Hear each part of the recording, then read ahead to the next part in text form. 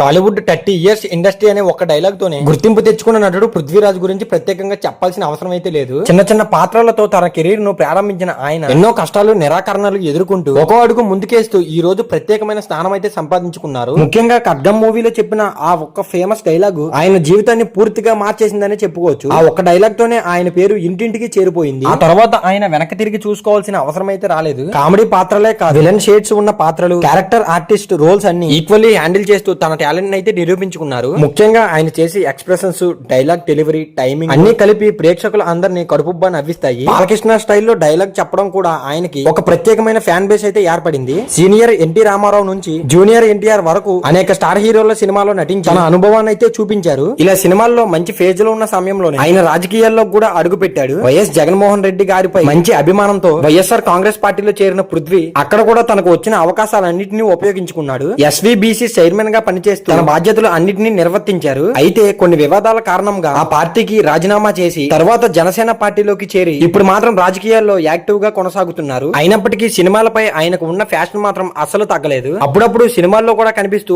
అభిమానులు అందరినీ అలరిస్తున్నారు. ఇప్పుడు మాత్రం ఆయన వ్యక్తిగత జీవితాన్ని విషయానికి వస్తే పృథ్వీ తన ఫ్యామిలీని చాలా సర్ప్రైజ్ గా ఉంచడం వల్ల చాలా మందికి ఆయన కుటుంబ సభ్యుల గురించి ఎక్కువగా ఎవరికీ తెలియదు. కానీ ఇటీవల ఆయన కూతురు విషయం బయటికి రావడంతో అందరూ ఒక్కసారిగా ఆశ్చర్యపోయారని చెప్పుకోవచ్చు. ఆయన కూతురు పేరు శ్రీలు. చాలా అందంగా టాలెంట్ ఉన్న ఈ అమ్మాయి కూడా తన తండ్రి లాగానే సినిమా రంగంలోకి అయితే అడుగు పెట్టింది. కొత్త రంగుల ప్రపంచం అనే సినిమాతో హీరోయిన్ గా టాలీవుడ్ లోకి ఎంట్రీ ఇచ్చింది. ఈ సినిమాను స్వయంగా పృథ్వీరాజ్ గారే డైరెక్ట్ చేసి ప్రొడ్యూసింగ్ చేయడం కూడా ప్రత్యేకతనే చెప్పుకోవచ్చు. ఈ సినిమా హారర్ బ్యాక్ డ్రాప్ లో తెరకెక్కింది మరియు కొత్త కాన్సెప్ట్ అయితే ప్రేక్షకుల ముందుకు వచ్చింది. అయితే ఈ సినిమా ఆశించిన స్థాయిలో అయితే విజయం సాధించుకోలేదు. కానీ శ్రీలు నటనకు మాత్రం మంచి స్పందనే వచ్చింది. ఆమె screen presence, expressions, glamour all కలిపి చూసినప్పుడు హీరోయిన్ గా మంచి ఫ్యూచర్ ఉందని చాలా మంది భావించారంట. కానీ మొదటి సినిమానే హిట్ కాకపోవడం వల్ల ఆమె కెరీర్ మాత్రం కొంత స్లో అయింది. ప్రస్తుతం శ్రీలు సినిమాల్లో ఎక్కువగా కనిపించకపోయినా సోషల్ మీడియాలో మాత్రం చాలా యాక్టివ్ గా ఉంటుంది. ఇన్స్టాగ్రామ్ లో తన ఫోటోలు, రీల్స్ షేర్ చేస్తూ అభిమానులు అందరితో టచ్ లో ఉంటుంది. ఆమె స్టైలిష్ లుక్స్, ఫ్యాషన్ సెన్స్ చూసి చాలా మంది ఫ్యాన్స్ ఫిదా అవుతున్నారు. నెటిజన్స్ కూడా మళ్ళీ సినిమాల్లోకి రావాలని కామెంట్ చేస్తూ సపోర్ట్ చేస్తున్నారనే చెప్పుకోవచ్చు. మరి ఇక ఫ్యూచర్ విషయానికి వస్తే పృథ్వీరాజ్ గారు తన కూతురికి మరో మంచి అవకాశం ఇవ్వాలని చూస్తున్నారని ఇండస్ట్రీలో టాక్ వినిపిస్తుంది. మంచి కథ,